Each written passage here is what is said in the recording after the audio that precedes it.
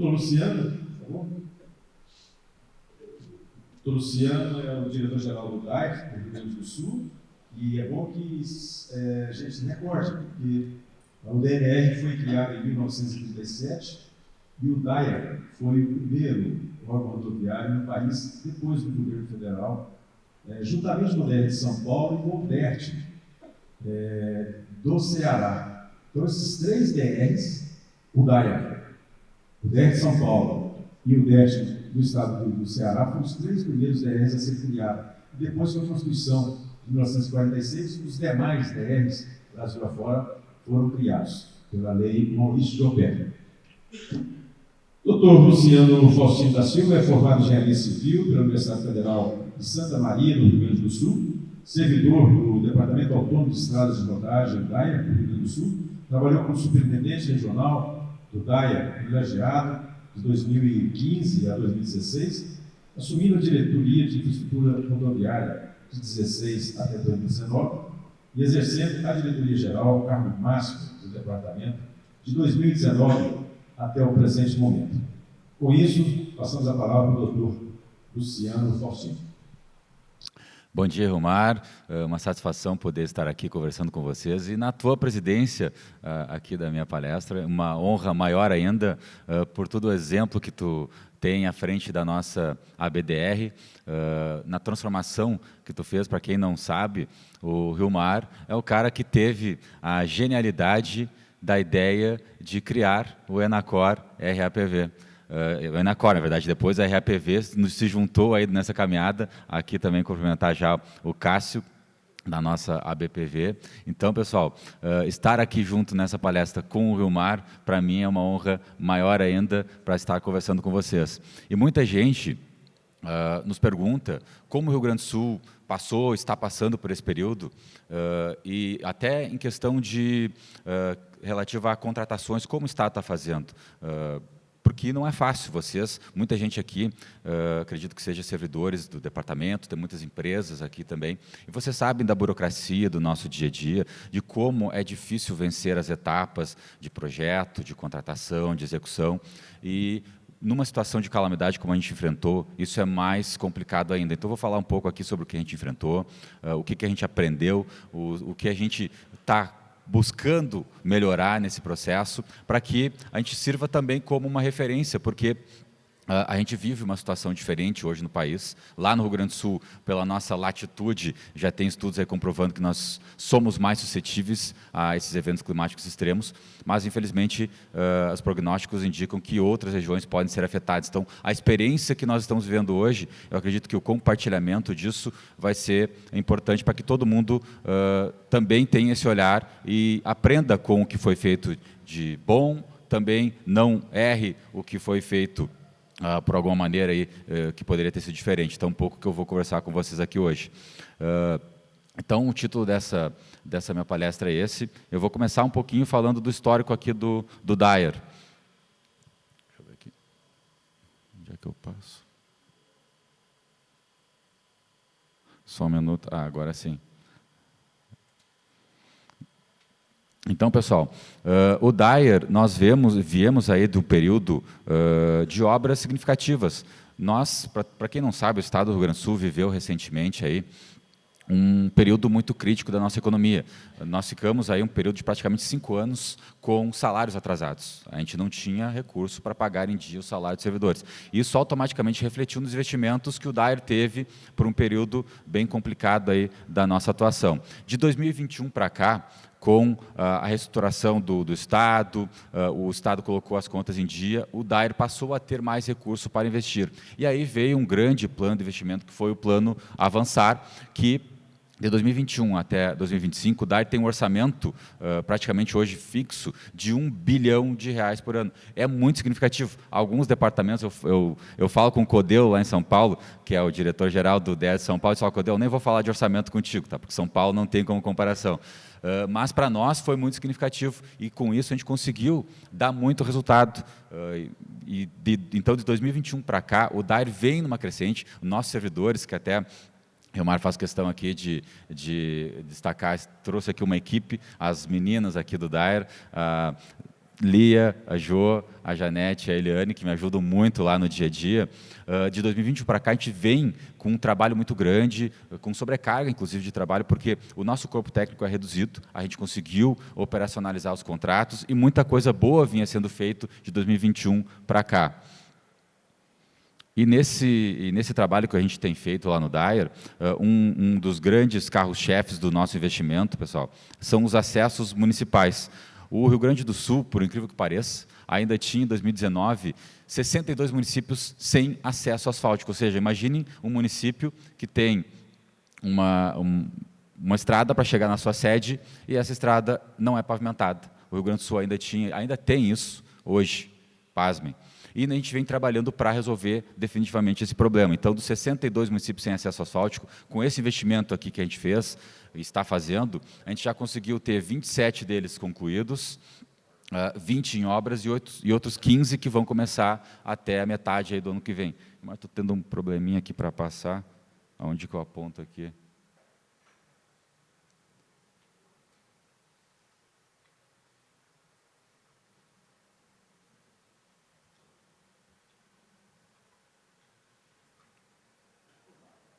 Agora passou um monte. Perfeito. Agora está funcionando. Então, pessoal, com esses investimentos que a gente fez, o Estado, de 2021 até 2024, ele deu um salto significativo no ranking de qualidade das rodovias, que é avaliado pela ranking de competitividade entre os estados, a CLP. Nós passamos da 16ª posição para a 7ª posição, com esses avanços que a gente tem feito na nossa infraestrutura. Então, esse é o dado que eu passei para vocês, 62 municípios sem acesso, que desses 27 concluídos, 20 iniciados e 15 a iniciar. Então, esse trabalho consumiu muito da nossa força de trabalho mesmo, porque são contratos antigos que tinham que ser reequilibrados, projetos novos que tinham que ser feitos. Vejo aqui também o nosso pessoal dos contratos de apoio técnico, Romar, que trabalharam muito nesse período, estão trabalhando ainda. Tem algumas cobranças para fazer para eles depois, mas a gente conversa em paralelo aqui. E agradecer também sempre a nossa engenharia do Rio Grande do Sul, sempre foi uma referência no Brasil, vocês sabem disso. Então, agradecer ao nosso pessoal que está aqui presente, das nossas consultoras. Eu vou passar rapidamente aqui para vocês, depois, quem tiver curiosidade de saber, mas quem são esses municípios que ainda não tinham acesso ao asfalto para chegar na sua sede. Então, aqui tem os 27 concluídos, também os 20 que estão em obras, e os 15 que estão a iniciar. E, além disso, nós temos hoje um outro carro-chefe do nosso plano de investimento, que são as ligações regionais. E eu cito aqui das concluídas, a RS 118. Para quem não conhece, a RS 118 ela é uma espécie de 25% de um anel metropolitano de Porto Alegre, da região metropolitana, que o Dyer duplicou. Essa rodovia, pessoal, é tão significativa para o Estado que havia uma mística, que o governador que concluísse a duplicação da RS 118 seria o primeiro governador reeleito da história do Rio Grande do Sul. E, pois, aconteceu. Eduardo Leite, nosso governador, concluiu a duplicação da RS 118 e foi reeleito governador do Estado. Claro que isso é simbólico, né? Mas para vocês verem o tamanho da importância dessa rodovia. E, no total, em cerca de quase 20 anos de obra de duplicação, foram investidos aí mais ou menos 400 milhões de reais. E essa rodovia, de investimentos que ela trouxe para o entorno, em centros logísticos, principalmente, ela, nesse período de 2021 para cá, ela já trouxe mais de R$1 bilhão de investimento. Ou seja, a rodovia se pagou em mais do que o dobro do valor que foi investido. Isso mostra o quanto a infraestrutura é importante no desenvolvimento do Estado. E outras ligações aqui que eu não vou comentar para vocês, que quem é do Rio Grande do Sul conhece bem, que depois vocês podem ter acesso aí por curiosidade, que são as ligações regionais concluídas. Só nas ligações regionais a gente teve aí R$1 bilhão investido nesse período de 2021 para cá. Também temos ligações regionais em obras, que é essa lista que eu estou mostrando aqui para vocês, são 19 obras em andamento, e outras ligações regionais a iniciar, que eu cito aqui, por exemplo, aproveitar a presença do Luciano Speche, que é o nosso professor lá do UFSM, que é a minha faculdade de origem. Me formei lá em 2008 e tenho um grande carinho pela universidade. E eu sempre digo, isso eu faço um parêntese, que toda a minha vida escolar foi em escola pública, desde a primeira série até a faculdade. Não fosse a escola pública, eu não estaria onde eu estou hoje. Eu faço questão sempre de lembrar isso, da importância da valorização da educação pública. E a UFSM é uma referência disso, assim como muitas outras universidades que a gente tem no país, que eu sempre faço questão de defender. E aqui, meu xará Luciano Spett, nós temos o projeto da nossa RS 287, Santa Maria Camobi, a faixa nova de Camobi, que já estamos concluindo o projeto, vamos encaminhar o ano que vem a duplicação dessa obra, que é uma obra de 200 milhões de reais, mais outras ligações aqui que são igualmente importantes, como a travessia de Passo Fundo, mais uma obra de 200 milhões de reais. Então, temos muito trabalho ainda para fazer, pessoal, além do trabalho da recuperação do Estado em função da calamidade. Por isso que eu fiz questão de trazer isso aqui para vocês. E aí eu chego no ponto principal da nossa palestra, que é a maior catástrofe climática do Rio Grande do Sul e do país. Eu faço questão de sempre de abrir com essa imagem que mostra a dimensão desses estragos na nossa região metropolitana, enfim, em todo o Estado.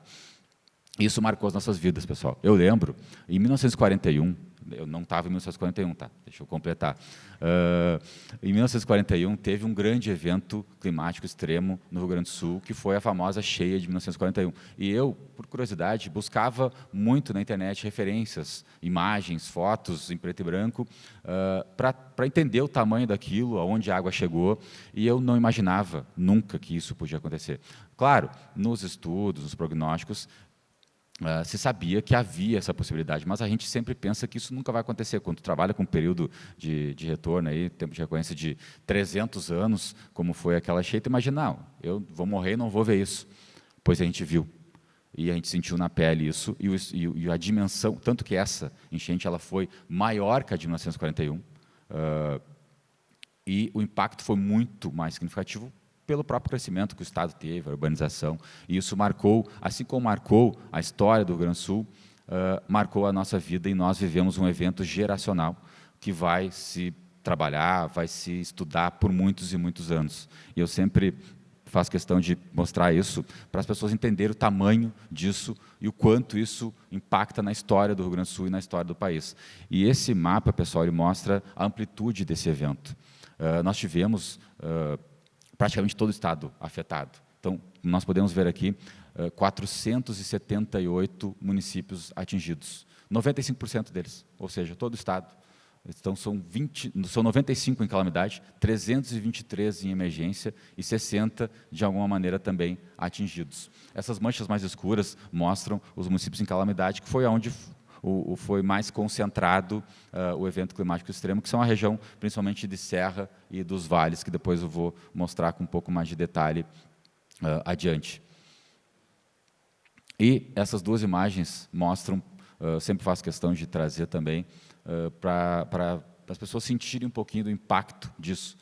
Quando eu vejo essas imagens, Mário, eu tenho até cuidado para não me emocionar, a gente vai falando disso e vai assimilando isso, porque é muito duro para a gente que está lá, e quem conhece Porto Alegre, que sabe que aquele ponto ali é o mercado público, que ficou embaixo d'água.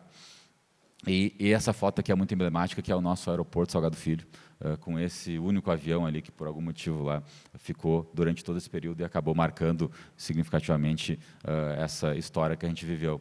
E eu mesmo fui diretamente afetado por isso. O prédio que eu moro fica na região do bairro Menino Deus, que é muito próximo aqui da região do centro, que foi afetado, fiquei 21 dias fora de casa, o meu bairro com água de 1,5 m na rua, e hoje a gente passa lá, principalmente para quem é de fora de Porto Alegre, que vai lá e transita conosco nesses locais, a gente mostra, olha, a água chegou aqui, as pessoas não acreditam, porque realmente foi surreal, algo inimaginável o que a gente viveu, por isso que foi tão impactante para nós, e nesse ponto, Hilmar, faço questão também de agradecer a solidariedade que o país teve com o Rio Grande do Sul. Para nós, isso foi muito bonito. Primeiro, a força do povo gaúcho em se unir, em superar isso. Primeiro, salvar vidas, depois trabalhar em limpeza, em reconstrução, e, junto com isso, o apoio que a gente teve do país inteiro. Isso foi muito bonito. É uma coisa que marcou muito. A gente, todo dia, trabalhei diretamente nesse enfrentamento da calamidade, a gente falava, principalmente na questão do pessoal da logística, chegando material, equipamento, aqui de Minas Gerais, do centro, aqui do Sudeste, do Nordeste, do Norte, pessoas vindo do Brasil inteiro para ajudar, como tu falou, Romar, as pessoas olhavam aquilo e sentiam a necessidade de ir ao Rio Grande do Sul. Não, eu quero ir lá, como é que eu posso fazer para ajudar? E isso marcou muito a gente. Eu faço questão sempre, onde eu vou, de agradecer, pessoal, agradecer o país pelo apoio que vocês deram no Rio Grande do Sul. foi muito importante. Sem esse apoio, a gente não teria realmente saído dessa situação como a gente saiu. Eu faço questão de destacar isso e agradecer como cidadão gaúcho, como uma pessoa que trabalhou na calamidade, que viveu a calamidade, que sabe o quanto foi importante a ajuda de vocês. E essas imagens também eu faço questão de trazer, que mostram um pouquinho do que a gente viveu aí sim nas nossas rodovias. E aí eu cito aqui o Iratã, meu parceiro, superintendente do DENIT no estado do Rio Grande do Sul, que viveu junto conosco lá essa tragédia, tratando das rodovias federais. E, pessoal, a gente viveu um cenário de guerra. Nos primeiros dias da calamidade, a gente não sabia nem por onde ir para chegar nos locais. A gente recebia ligação, preciso tirar as pessoas de um hospital, porque o hospital, a água está ameaçando encher lá o hospital de Roca Salles, e por onde eu saio? Para onde eu levo as pessoas? O helicóptero está resgatando pessoas em Bento Gonçalves, acabou o combustível, por onde eu levo? Era essa a nossa vida, nas 2 primeiras semanas, principalmente no decorrer da calamidade. E a gente estava lá no centro de crise, o Iratã estava lá comigo, viveu muito isso nas estradas federais também, e fomos, aos poucos, superando, com ajuda, com apoio. Destaco também o DER do Paraná. Isso, Vilmar, a importância da nossa BDR. Quando aconteceu a calamidade, o diretor, o Alexandre, lá do DER do Paraná, me ligou para o secretário Costela, como é que eu faço para ajudar? Eu tenho aqui umas 20, 30 máquinas com um operador, para onde é que eu mando? Eles mandaram equipamentos, operadores, lá para o município de Santa Teresa para nos ajudar a desbloquear a estrada.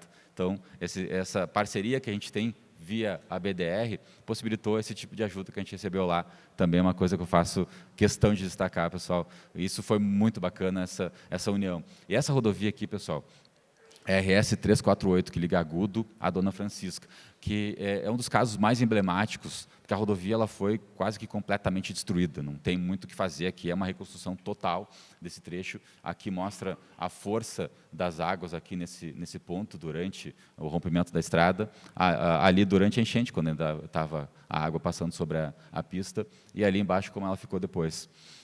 E essa outra imagem aqui, pessoal, é na RS 332, entre Encantado e Antagorda,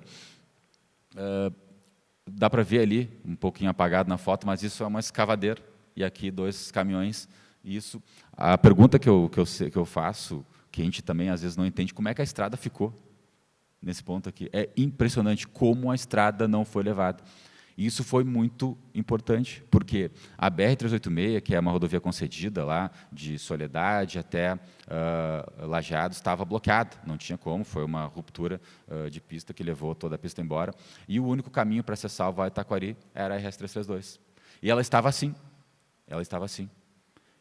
E, talvez até por um ato de irresponsabilidade minha, Vilmar, mas a gente deixou o tráfego operando na rodovia nessa situação, para vocês entenderem o tamanho da situação, o risco que a gente correu. Claro, tinha a polícia rodoviária aqui, a gente ficava monitorando, quando a gente entendia que precisava bloquear total, a gente bloqueava, mas a gente passou por situações assim, de ter rodovias operando nessa situação, porque não tinha outra situação, era um cenário de guerra. Então, eu sempre faço questão de mostrar isso também para as pessoas entenderem o tamanho do que a gente enfrentou no nosso estado. E isso refletiu e vai refletir na economia do Rio Grande do Sul por muito tempo. Tem 2 gráficos que eu vou trazer aqui para vocês para mostrar. Esse, pessoal, é o impacto dos eventos climáticos extremos na economia gaúcha, sem contar o evento climático 2024. A parte azul da barra ela mostra os danos relativos a alagamentos, chuvas, enxurradas, enfim. A parte cinza, os relativos a estiagens e secas.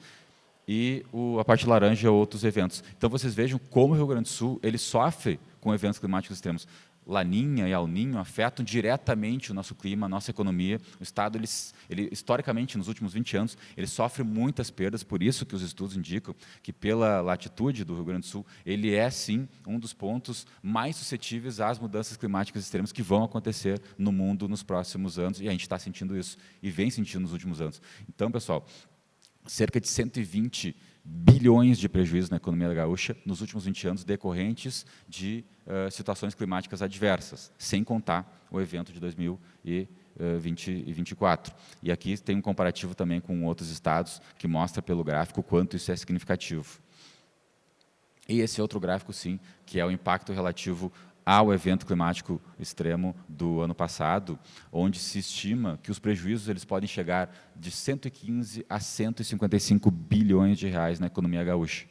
E também temos um comparativo aqui, inclusive com secas, com eventos climáticos extremos de outros lugares, e eu faço questão de mostrar, por exemplo, a última linha, que é relativa ao evento climático extremo que o Rio Grande do Sul enfrentou em setembro e outubro de 2023, que foi concentrado no Vale do Taquari. Vocês lembram também que pegou ali Mussum, Encantado, Roca Salles. Naquele evento, que foi muito grave, a gente teve uma estimativa de prejuízos econômicos de 5 bilhões de reais. Esse evento ele pode chegar a 115 a 155 bilhões. Isso mostra a amplitude desse evento. Como o mapa que eu mostrei antes para vocês ali, dos municípios afetados, ele exemplifica o tamanho disso. Não tinha como a gente estar preparado para isso.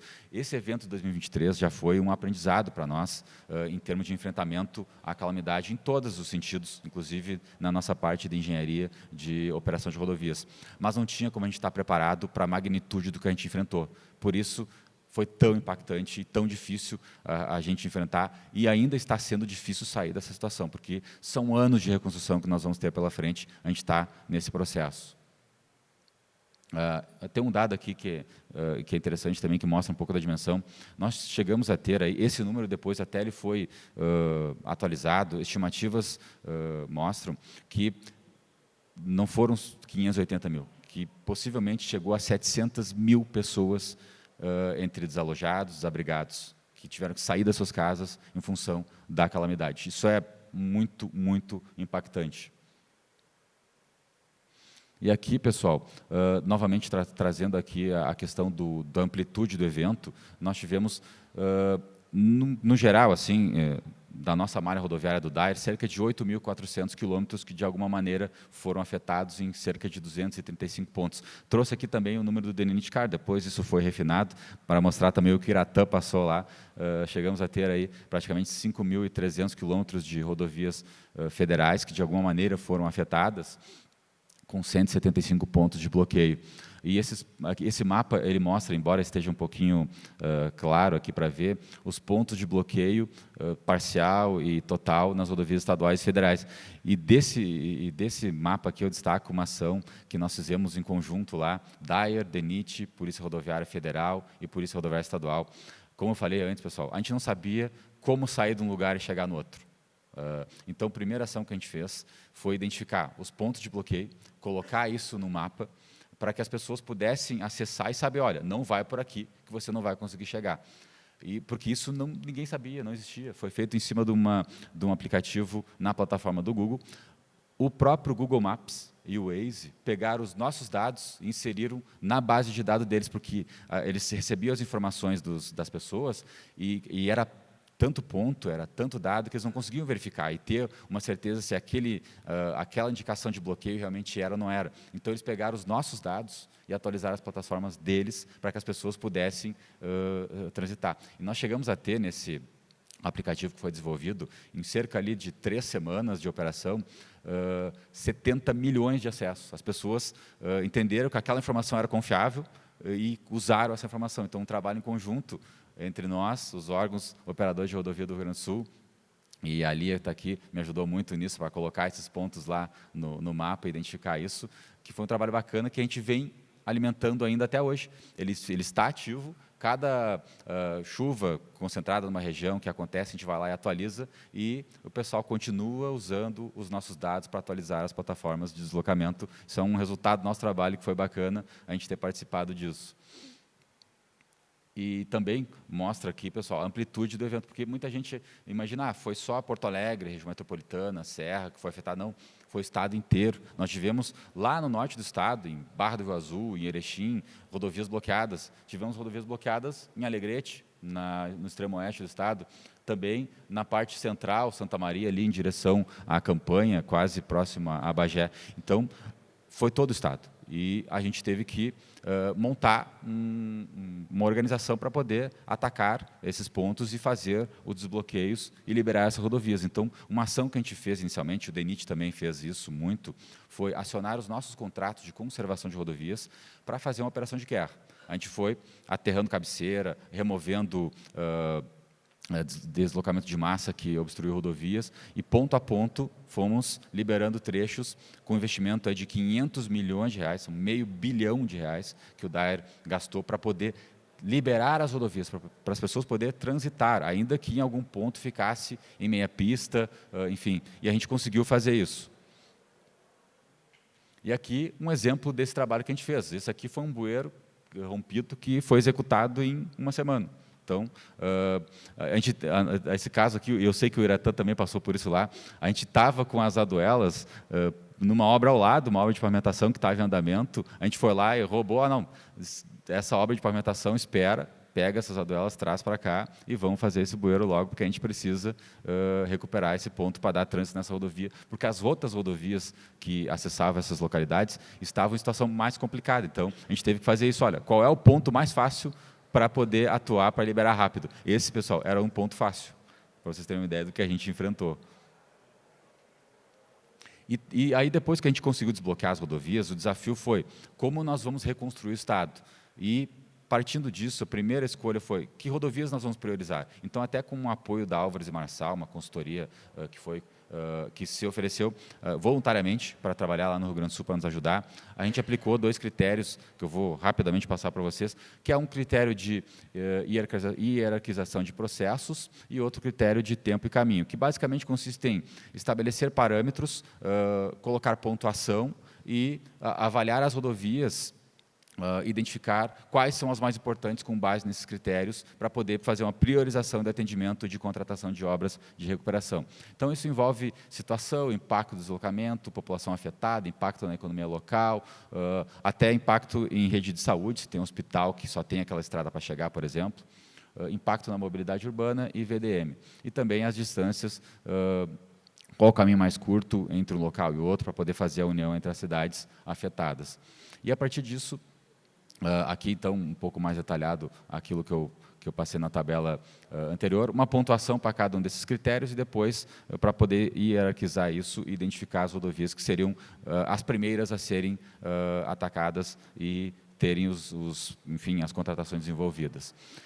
E com relação às pontes, pessoal, nós tivemos inicialmente 9 pontes estaduais que foram colapsadas, um investimento aí de 91 milhões de reais. Aqui, a foto que mostra a situação de cada uma delas, e também é interessante a localização delas no mapa, isso mostra, mais uma vez, a amplitude do evento. Pense que a gente teve uma ponte em Itati, quase no litoral, e outra lá em Alegrete, que foram afetadas por esse evento climático extremo, que mostra que foi muito grande a dimensão no nosso estado. E nesse aspecto das pontes, pessoal, aí eu entro na fase de contratação. Inicialmente, a gente desenvolveu uma medida provisória, a 1221, que permitiu a alteração de alguns critérios da Lei de Licitações, a 14133, para o enfrentamento à calamidade. Essa medida provisória, no dia 20 de setembro de 2024, ela virou lei, a Lei 14981, que alterou alguns critérios da Lei de Licitações para obras de enfrentamento à calamidade. E essa lei, ela é um marco, porque ela vai ficar para qualquer outro município, qualquer outro estado que enfrente situações desse tipo, poder fazer as contratações de maneira célere. Porque vamos lá, pessoal, se a gente tivesse que contratar projeto, desenvolver projeto, depois contratar obra e executar obra, não tinha como vencer isso. Então, a gente teve que enfrentar isso, desenvolvemos a medida provisória que virou lei. Depois da lei, o Conselho de Administração do DAER aprovou uma resolução detalhando os critérios que seriam utilizados para a contratação, definindo, inclusive, o que é um anteprojeto simplificado, porque a lei, a 14981, ela estabeleceu possibilidades de flexibilização das licitações, mas não detalhou isso. Então, nós detalhamos, enfrentamos, inclusive, muitos apontamentos do Tribunal de Contas, que é natural, eles fazem o papel deles, que é justo, tem que ser feito, mas eu sempre digo isso quando eu falo com o pessoal do Tribunal de Contas. Eles têm que fazer o papel deles, mas a gente tem que puxar todos para o mesmo lado. Problemas que precisam ser corrigidos, serão corrigidos, mas a gente não pode fazer terra arrasada, acabar com o processo de contratação, quando a gente está numa situação como a que a gente enfrentou aqui. A gente teve, sim, pessoal, apontamentos, enfrentamos até uma medida cautelar, superamos e conseguimos contratar. E hoje estamos no desenvolvimento dos projetos. E, basicamente, pessoal, o que a gente fez? A partir da lei que flexibilizou alguns critérios da Lei de Licitações, a partir de uma resolução do Conselho de Administração do DAER, detalhando a forma de contratação, definindo, inclusive, os parâmetros do anteprojeto simplificado, os nossos contratos de apoio técnico, são consultorias, as supervisoras que a gente conhece, foram a campo, desenvolveram rapidamente, com base em levantamentos de campo, claro, expeditos, né, a quantificação dos problemas, a identificação de uma solução e um orçamento parametrizado para termos o valor dessa obra. Com isso, a gente partiu para o processo de contratação, que basicamente consistiu de uma fase inicial, onde a gente publica um aviso de concorrência, detalhando ali aquela obra que a gente tem interesse em contratar, publicado no site do DAER, com 3 dias de publicidade para que as empresas do Estado, do país inteiro, pudessem identificar, pudessem se cadastrar. Com base na manifestação de interesse das empresas, uma comissão interna do DAER fez a avaliação para identificar quais essas empresas teriam condição de atender o que aquela obra se propunha, porque também, inicialmente, a gente foi solicitado a fazer essas contratações via pregãozinho, que é o famoso, famigerado pregãozinho, que todo mundo conhece, que para esse tipo de situação ele é um problema, porque as empresas que participam dos pregãozinhos são aquelas que são cadastradas na Central de Licitações do Estado, e eles, na maioria dos casos, não conhecem a obra, não sabem a complexidade, acabam ganhando, muitas vezes, uma licitação, e depois a gente verifica que ele achava que nem era aquele objeto. É um problema isso. A gente conseguiu vencer isso com essa metodologia. Então, depois da habilitação das empresas, a gente enviava os convites somente para as empresas habilitadas por e-mail, e essas empresas, então, respondiam por e-mail, um e-mail único, só uma pessoa tinha acesso. Essa pessoa recebia essas propostas, encaminhava novamente para a comissão para fazer a análise da proposta vencedora. E essa metodologia não existe. Nós criamos isso para atender a situação de calamidade, embora nem fosse necessário isso, nós poderíamos simplesmente chamar 3 empresas, enviar os convites e eles entregarem as propostas, mas a gente fez em 2 processos, justamente para dar mais transparência para essas contratações, e tivemos sucesso. Estamos hoje com quase 2,5 bilhões, pessoal, de obras contratadas. Imagine, contratação emergencial, 2,5 bi de contratos, praticamente aí finalizados, assinados, para vocês verem o tamanho do desafio. Eu faço questão de detalhar isso depois, pessoal dos departamentos que quiserem ter mais acesso a essa documentação, a gente passa isso, porque a gente quer justamente difundir isso, para que quando outros municípios, outros estados enfrentarem situações desse tipo, vocês possam usar os exemplos do Rio Grande do Sul para poder rapidamente dar uma resposta, que foi o que a gente procurou fazer lá no nosso estado. Então, pessoal, aqui, essas pontes que são até pontes não tão, são pontes pequenas assim, mas que nos pegaram despreparados. E nessa questão das pontes, pessoal, também uma questão interessante. Não tinha como parar para fazer projeto de ponte. Então, o que a gente fez? A gente se utilizou da metodologia do DENIT, de custos paramétricos, que, a rigor, nem deveriam ser usados para a contratação de obras. Tá? O próprio tribunal nos disse, não, vocês não poderiam usar isso. Realmente, mas na situação que a gente estava, para fazer uma contratação rápida, a gente precisava disso de maneira acelerada. Então, fizemos a parametrização dos custos em cima dos custos gerenciais do DENIT, com um anteprojeto simplificado, e conseguimos contratar essas pontes. E na contratação dessas pontes, eu cito também que a gente utilizou uma nota técnica do IPH, Instituto de Pesquisas Hidráulicas da URGS. Por que isso? Esses eventos mostraram que as nossas séries históricas de precipitação não refletem a realidade do clima hoje. Então, o IPH fez um trabalho muito bacana, que nós nos utilizamos disso, para que nos desenvolvimentos dos projetos, a gente contratou essas obras em contratação integrada com anteprojeto simplificado. Então, as empresas, elas vencem a concorrência, elas desenvolvem o projeto básico, projeto executivo e executam a obra. E nessa contratação a gente exigiu que eles utilizassem a metodologia do IPH para corrigir, digamos assim, as séries históricas de precipitação, para que o estudo hidrológico refletisse a situação que o Estado vive hoje. E é importante isso, pessoal, e é um fato que eu sempre trago. Quando a gente estava lá na faculdade, eu lembro disso, o professor Tales, nas obras de barragens, quando o pessoal falava, as barragens são dimensionadas aqui utilizando a vazão decamilenar, mas isso nunca vai acontecer, é um fator de segurança altíssimo que a gente utiliza nesses dimensionamentos, porque são obras que não podem, de hipótese alguma, ter algum risco. Pessoal, nós tivemos algumas barragens que a vazão superou a vazão decamilenar. Para vocês terem uma ideia do impacto disso. o quanto isso foi significativo nas nossas vidas. Por isso que é muito importante esse estudo IPH e a gente tem aplicado para corrigir as séries históricas de precipitação. E seguindo também nessa questão, pessoal, no geral, assim, a gente avaliou que para nós tornarmos as nossas rodovias resilientes, arrumar tudo que precisava ser arrumado e também fazer esse upgrade, aplicando, por exemplo, a nota técnica do IPH na questão da drenagem, dos bueiros celulares, para deixar as rodovias preparadas, resilientes, a gente precisaria de cerca de 10 bilhões de reais para a malha do DAER. Não tínhamos isso. A gente estimava que teríamos cerca de 3 bilhões de reais para trabalhar, e esse recurso, pessoal, ele é oriundo do fundo que foi criado, o FUNRIGS, para enfrentamento à calamidade. Importante destacar isso.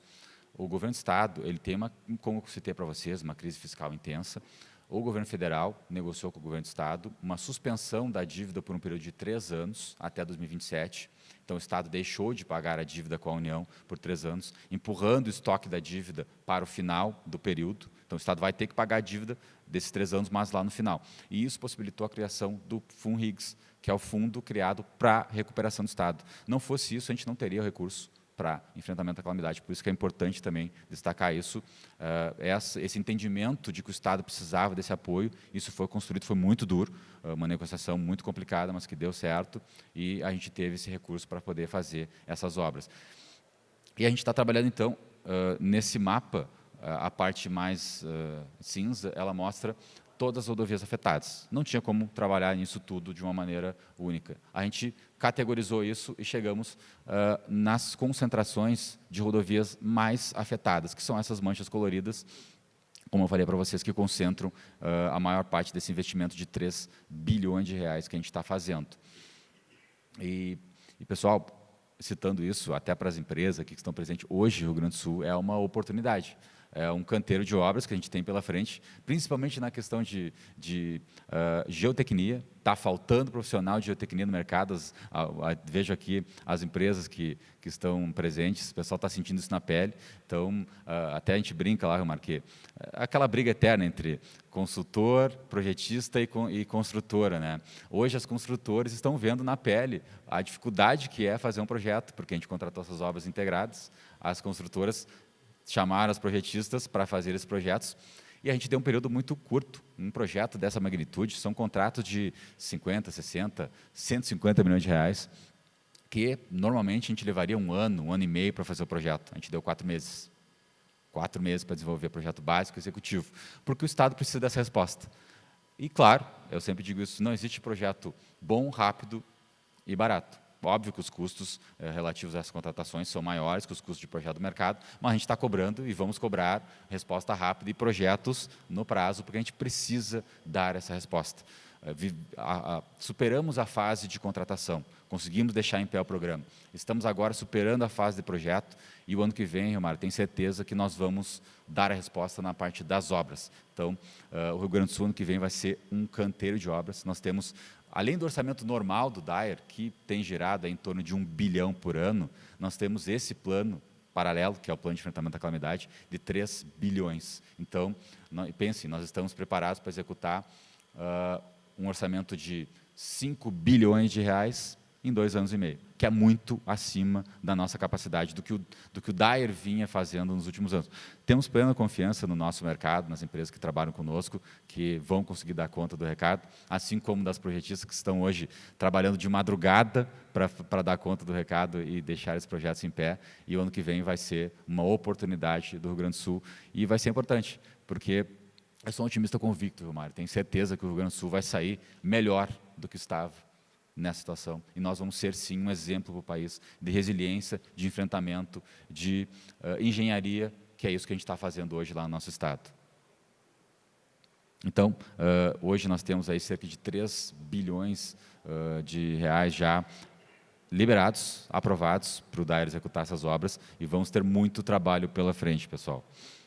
E aqui, só para exemplificar para vocês, né, os 34 lotes de rodovias que compõem, então, esses 3 bilhões de reais que estão aqui nesse valor que eu mostrei para vocês. Eu fiz questão de fazer mais aqui uma conversa com vocês, detalhando aspectos mais gerenciais mesmo desse processo de contratação, porque isso é novo para nós. A gente está aprendendo com o processo, todos os dias para nós é uma evolução, e em meio a esse caminho ainda estamos implementando uma coisa que para nós é nova, que muitos estados já têm, que é um novo sistema aí de gerenciamento de obras que é com a Softplan. A gente não tinha ainda a Softplan conosco, conseguimos contratar eles, graças a Deus, antes da calamidade, e isso estamos implementando, e a gente está desenvolvendo esse novo sistema de medições, a questão, por exemplo, agora que estão ficando prontos os projetos executivos, a gente está enfrentando o problema dos eventogramas, e isso para nós é uma novidade, a gente não estava trabalhando com a RCI até então a gente está construindo a questão, e os eventogramas eles são fundamentais na fase de execução dos contratos, porque é dali que vai ditar o ritmo da obra, como a obra vai ser feita e como vai ser pago. Então, as empresas estão tendo muito cuidado para não superdimensionar os eventogramas, que depois eles não consigam cumprir, e também para não unitarizar demais os eventogramas, porque aí desconfigura a contratação em regime de contratação integrada. Então, tudo para nós é novo, em meio ao caos que ainda estamos enfrentando, e também em meio ao nosso plano de obras, como eu falei para vocês, que é muito grande para o tamanho do DAER. E isso, pessoal, num processo de reestruturação do departamento. E aí, Romar, eu faço questão de colocar, o nosso governador do Estado, ele acreditou no DAER. Ele nos deu um plano de carreira, tá? Por muitos anos a gente brigou. Ainda não era o que a gente imaginava, mas já melhorou muito significativamente a nossa situação. E, além disso, nos possibilitou uma contratação emergencial de 136, 138 servidores, a maior parte deles engenheiros civis, um contrato temporário de 2 anos, prorrogável até 4 anos, e agora estamos trabalhando também num concurso público para repor as vagas do DAER, para ter aí uma transição e o departamento se fortalecer nos próximos anos. Isso foi importante, porque não fosse esse reconhecimento do nosso governo do Estado com relação ao DAER, pelo trabalho que a gente já vinha fazendo, de 2021 para cá, se não fosse o DAER, a gente não conseguiria sair dessa situação. Não teria como, num departamento novo, ou no departamento, assim, sem as condições necessárias, viabilizar um plano de obra desse tamanho. Nós estamos conseguindo fazer isso, estamos dando conta do recado, vamos entregar um Estado melhor do que a gente recebeu nessa calamidade e, novamente, agradecer aqui o apoio de todo o país, a solidariedade que vocês tiveram conosco, e pode ter certeza que o Rio Grande do Sul e os gaúchos vão ser eternamente gratos ao país, e nós vamos superar isso e transformar o Estado em um Estado melhor e ser exemplo para a nossa nação, como o Estado sempre foi, Romar. Obrigado a todos.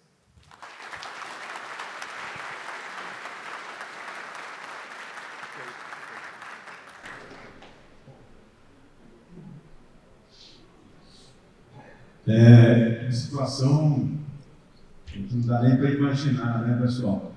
O que vocês viveram nessa catástrofe aí.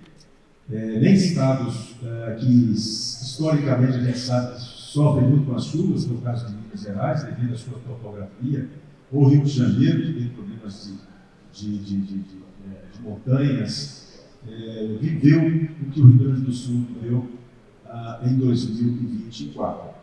E veja que nós fizemos o Enacor lá em Bento Gonçalves, em 2022. E por pouco não afetaria o acontecimento do evento que aconteceu no Rio Grande do Sul, que foi em Bento Gonçalves, do Enacor IAPB, que foi um dos melhores de todos, devido ao nível de organização da equipe, do doutor Luciano, de todo o time que transformou o evento em um evento de altíssimo nível. Tanto que depois de Bento, nós fizemos em Foz do Iguaçu, que teve que seguir aquela regra que o Rio Grande do Sul levantou. Depois, no ano passado, foi para Aracaju, que teve até luau em praia, e agora aqui em Belo Horizonte, um nível cada vez mais elevado. Mas nós devemos isso muito ao Rio Grande, que fez esse evento lá em Bento Gonçalves. E um ano e depois acontece essa catástrofe, quase que esbarra aí no acontecimento do nosso evento. Mas eu tenho uma pergunta rápida, para depois a gente abrir aqui para os participantes. Como está a situação hoje das rodovias estaduais no Rio Grande do Sul e até mesmo das federais, porque você vive e convive com todas elas? Como é que está a situação hoje, Luciano? Bom, como eu falei, né, teve uma primeira etapa que foi uma operação de guerra que a gente montou, que foi focada no desbloqueio das rodovias. Basicamente, a gente se utilizou dos contratos de conservação existentes, a gente conseguiu, inclusive em função da própria lei da calamidade, que ela possibilitou que dentro das regiões afetadas, os contratos eles puderam ter o saldo renovado em 100%, em função do enfrentamento da calamidade. Isso nos subsidiou para que a gente rapidamente pudesse se utilizar de contratos existentes que tiveram seu valor dobrado em função da calamidade e, com as empresas acionadas, fazer essa primeira ação, que consistiu em remoção de movimentos de massa, em realização de aterro de cabeceira de pontes, também em contenções com enrocamento, que são obras rápidas, obras que não necessitariam sim de um projeto para desenvolvimento. Então, com isso, a gente investiu aí 500 milhões de reais e conseguiu deixar as rodovias transitáveis, ainda que alguns pontos, por exemplo, em meia pista com sinalização.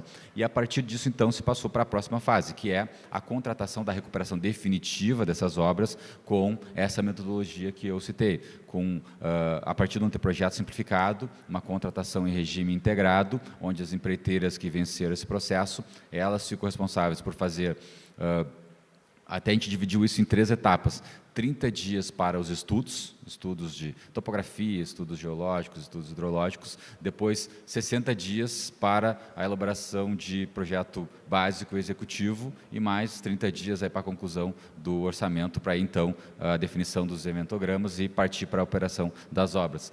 4 meses de projeto. Então, essa sequência que a gente utilizou. Então, hoje, as estradas, elas estão em condições de trafegabilidade, claro, exceto as pontes que caíram, que têm que ser reconstruídas, mas, como eu falei, ali, 94% dos pontos que tiveram bloqueio, a gente conseguiu liberar, deixar as rodovias em operação com os contratos de conservação utilizados dessa maneira, com o saldo deles dobrado, né, aumentado em 100%, que foi um dos dispositivos permitidos pela lei da calamidade. Muito bem. Tem uma pergunta aqui do Luiz Otávio Milagres. Como 95% do Estado foi afetado, como se deu a reorganização para a contratação das empresas? Conseguiram priorizar as empresas do próprio Estado ou foi necessária a contratação de empresas de fora? Bom, esse processo a gente fez, como também falei um pouquinho aqui na pesquisa, na minha palestra, no geral, a gente teve, sim, uma concentração maior de empresas do Estado que venceram essas concorrências, mas o processo ele foi aberto para o país inteiro. Então, a gente fez questão de fazer isso porque a gente entendia que, pelo tamanho do problema, era necessário também abrir o mercado para que empresas de fora do Estado pudessem participar dessas concorrências, e isso tem acontecido, tá? Embora muitas empresas do Estado que venceram essas concorrências, eles estão buscando assim, profissionais e até equipamentos, que nessa fase agora de execução de obras vão ser necessários, de fora do Rio Grande do Sul. Então, sim, houve um processo de contratação que nós demos total transparência, abrimos para que o Brasil inteiro pudesse participar, e agora, com esses contratos já na fase final, aí a maioria deles de contratação, a gente parte para a operação, que é o desenvolvimento dos projetos inicialmente, e depois a execução das obras. Bom, mais alguma pergunta? Alguém tem interesse? Por favor. Alô. Luciano, parabéns pela palestra. Eu me sinto orgulhoso assim, de ser gaúcho e ver isso. A gente realmente se emociona com tudo que a gente passou lá. Foi muito difícil, né? Do ponto de vista mais teórico, assim, né, a gente tem 3 elementos importantes do ponto de vista climático. Um deles é a elevação do nível d'água, vai acontecer nas regiões costeiras, algumas regiões do mundo estão muito preocupadas com isso. Não é muito o nosso caso aqui. Para Minas não é o caso, por exemplo. Temos outro problema muito sério, que são as chuvas, que a gente passou, e temos um terceiro elemento, que é muito importante, que a gente tem que colocar na nossa perspectiva, que é o aquecimento e as ondas de calor. Isso já está acontecendo, nós podemos mapear isso lá em Santa Maria, nós temos ondas de calor cada vez mais frequentes, e Goiânia e algumas cidades do centro-oeste, isso chegou em Porto Alegre também, e daí como é que nós vamos tratar disso? Então, quais são as alternativas? Como é que nós vamos ter que selecionar ligante agora, olhando para trás ou olhando para frente? Então, essa é uma perspectiva que tem que estar clara para quem vai selecionar materiais para novos projetos. Então, esse é um ponto que eu queria colocar, assim, além um pouco, Luciano, do que você falou. E outra coisa que eu tenho visto muito no exterior, que a gente não está ainda atento aqui no Brasil, é como é que o nosso setor, o setor da pavimentação, vai contribuir para que isso que está acontecendo, que é o aquecimento global, não aconteça mais ou possa diminuir. Então, existem algumas coisas que têm sido feitas no mundo que vão nesse sentido. Aí nós tivemos a reunião de Paris 2015, desde o protocolo de Kyoto, e o nosso setor tem que, eu acho que precisa ser um pouco mais proativo, de incorporar isso dentro do setor, para a gente conseguir fazer da nossa contribuição enquanto rodoviarismo nesse sentido. E tem alguns elementos, né, que estão ficando claros no exterior, por exemplo, é a utilização a mudança da matriz energética, quer dizer, quanto que a gente gasta para usinar o CBUQ, quanto que a gente gasta para operar uma rodovia, como é que a gente pode diminuir essa energia, como é que a gente faz reciclagem e consegue tirar benefício disso, benefício econômico, mas também benefício ambiental, a seleção de ligantes mais qualificados. Então, esses aspectos, eu acho que nós temos que pensar junto, né? E claro que nós não vamos conseguir resolver lá no Rio Grande do Sul esse problema para todo mundo, na verdade é um esforço global, né? Porque isso tudo está ligado, mas a gente precisa enfrentar esse problema olhando talvez daqui 20 ou 30 anos para frente, que o nosso setor precisa fazer alguma coisa agora para conseguir mitigar futuros problemas, né? Que não vão acontecer só no Rio Grande do Sul, né? Vão acontecer de formas diferentes em todo o Brasil. Importantes as contribuições do professor Luciano Specht, da UFSM, porque realmente, e essas próprias contratações integradas que a gente está fazendo, Gilmar, como a gente passou a bola para as empresas, digamos assim, a gente inclusive colocou isso, olha pessoal, vocês têm a obrigação de desenvolver a solução, detalhar, quantificar, orçar e nos apresentar um projeto que atenda essa rodovia, que resolva esse problema e que aborde o aspecto da resiliência, e vocês podem trazer soluções inovadoras e quantificá-las para nos apresentar. Então, isso também é uma oportunidade nesses contratos, Luciano. E a gente está, inclusive, instigando as empresas para que eles façam isso. Claro, a gente não podemos também deixar de atender os prazos, porque a população hoje, eles querem essas obras o mais rápido possível, porque o Estado precisa disso. Mas é uma oportunidade também de pensar um pouco nisso e, claro, na medida do possível, trazer para esses contratos, para essas obras, porque a gente tenha essas rodovias, e esse é o objeto do programa, tá?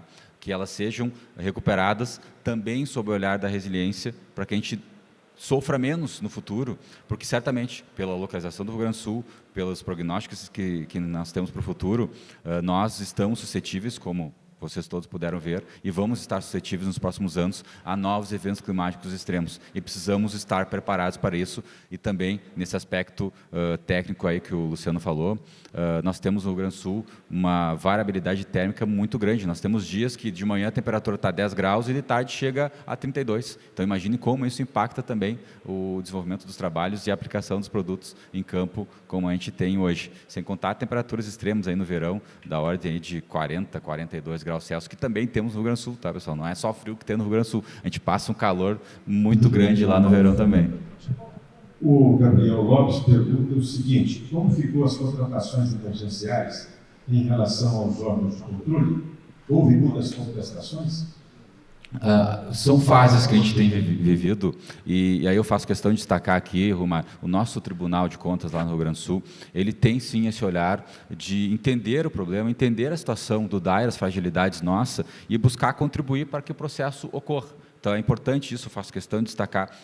O tribunal tem esse papel e precisa fazer esse papel. Agora, como eu falei, a gente tem que puxar para o mesmo lado, né?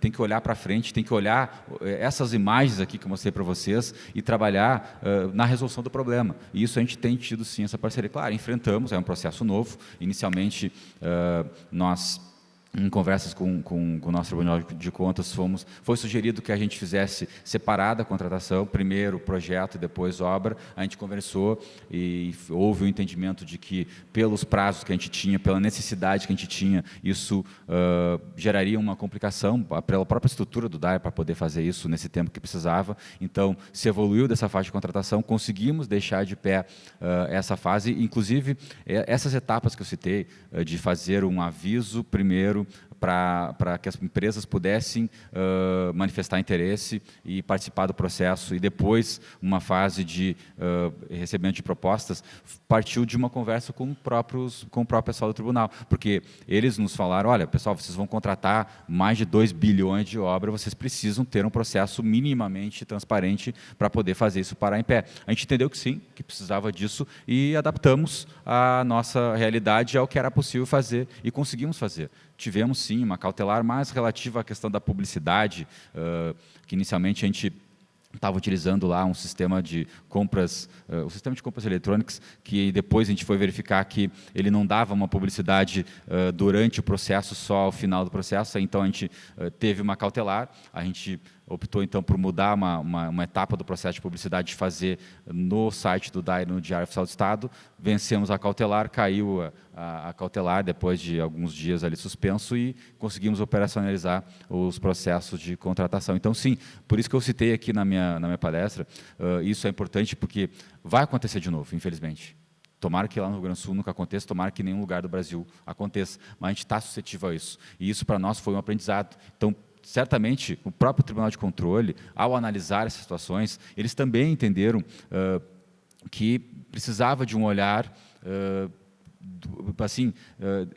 se colocando no lado do departamento. E isso a gente tem tido, sim, lá no estado do Rio Grande do Sul, faço questão de destacar isso, entre muitas discussões que são feitas, a gente tem, sim, uma abertura para poder dialogar, para poder entregar uma solução, e é isso que a gente tem tido desde o início. Sempre, se não dá por aqui, vamos por esse outro caminho. E é esse o nosso posicionamento lá na diretoria do DAIR, sempre foi assim, de trabalhar com transparência, e de trabalhar, mas brigando para resolver o problema, que a gente também pode, não dá para fazer assim, então não vamos fazer. Isso não é uma pauta. A gente não pode deixar de enfrentar os problemas. E é isso que a gente tem feito hoje. Então, pelo problema que a gente enfrentou, pela novidade que era, a gente teve, sim, alguns percalços, tivemos tutela de urgência, cautelares, mas a gente tem trabalhado para resolver isso e há um entendimento de que isso precisa ser resolvido para que as obras saiam. Bom, para a última pergunta aqui. Doutor Luciano, é verdade que a sede do DAIR foi mudada? Sem dúvida. O prédio do DAIR, como ele fica ali quem passa hoje lá, não acredita. Quando eu mostro para as pessoas, olha, o Guaíba chegou até aqui, e aqui a água chegou em 1,5 metro, em 2 metros. As pessoas perguntam, mas como? O Guaíba fica a 3 quilômetros daqui. Sim, aconteceu. O governo do estado montou um centro de crise numa região que era uma antiga sede de uma companhia de energia elétrica, então fomos todos para lá, montamos uma operação lá, um centro de crise, e dali a gente conseguia fazer as coordenações, enfim, chamar o pessoal para trabalhar, muito também por causa do home office, né? Porque a pandemia ela trouxe o home office, que acabou ficando hoje nos órgãos públicos, né? E nós lá no DAIR temos um regime híbrido em alguns casos, então a gente conseguiu, com o centro de crise, com algumas pessoas presenciais e com o home office, colocar tudo isso em operação, mas foi uma batalha, Romar, foi uma batalha, e hoje quem passa lá no DAIR e vê, não acredita. Teve caso assim a gente teve que entrar no setor de projetos lá, de barco, para acessar um projeto de uma ponte que a gente precisava, uma ponte que caiu, para poder ter os elementos lá de sondagem, de dimensionamento, para usar nos subsídios para os anteprojetos que a gente estava fazendo. Então, aconteceu esse tipo de situação, de acessar o DAIR de barco para poder resgatar projetos, para poder subsidiar as contratações. Bem, nós teríamos vários dias aqui para ouvir o Rio Grande do Sul sobre o que aconteceu, que nós nem imaginamos, que nós não estávamos lá. Eu acho que qualquer estado que tiver um problema similar, parecido, procure DAIR, porque vocês enfrentaram um problema inédito no país, né? E quero te parabenizar mais uma vez pelo seu trabalho, já por 7 anos que o Luciano está à frente do DAIR, junto com um timaço, uma equipe aqui, a Lia, a Janete, todo um time que são exemplos de servidores públicos que enfrentam os problemas lá no Rio Grande, e dizer que vocês são vencedores. E o Brasil está do lado de vocês, a BDR, a ABPV, estamos juntos aí para enfrentar os problemas futuros que sempre acontecerão, mas estamos torcendo para que jamais aconteça um parecido com esse lá ou em qualquer lugar no Brasil. Queremos aqui então passar para você uma lembrança aqui e uma salva de palmas para o Luciano.